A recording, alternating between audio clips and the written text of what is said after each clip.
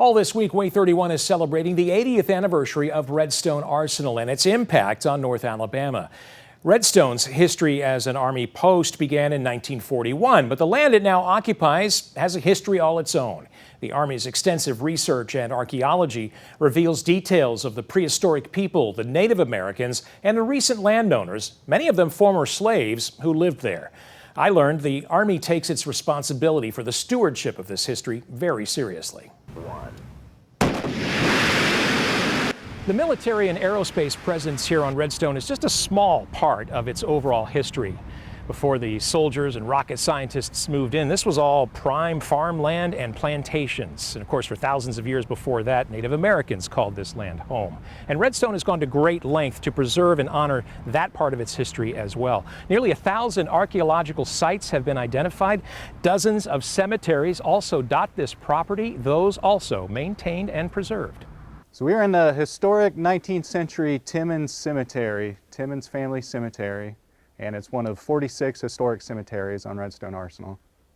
46? 46. Yeah, they're one of the most visible vestiges of what was here before the Army was here. Ben Hoaxbergen is the installation archaeologist on Redstone. For decades, he and his predecessors have mapped hundreds of sites and recovered thousands of artifacts, documenting the previous inhabitants of this land, from the farmers of recent history to the natives of the more distant past. We manage 996 archaeological sites just on the Army-controlled portions of Redstone Arsenal.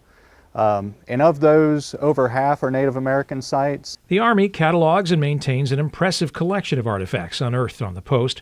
Not all sites are ancient, and for that matter, they're not all unearthed, like the many cemeteries of early landowners.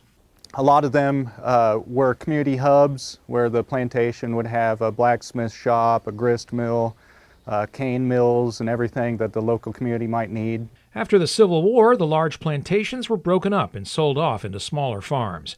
Former slaves and other free African Americans bought them up.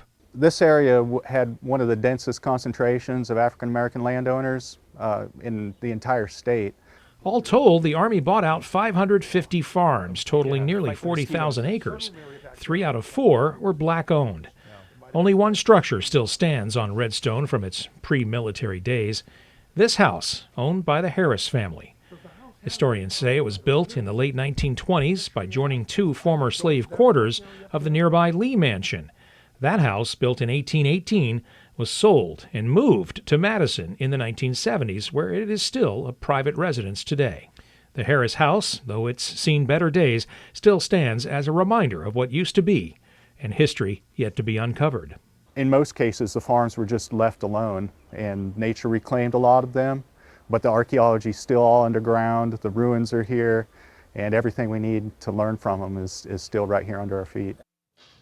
Hoaxbergen says archaeology on a military installation can be dangerous, and occasionally construction crews will unearth old ordnance. There is a team of specialists on post who handle the safe removal of those artifacts.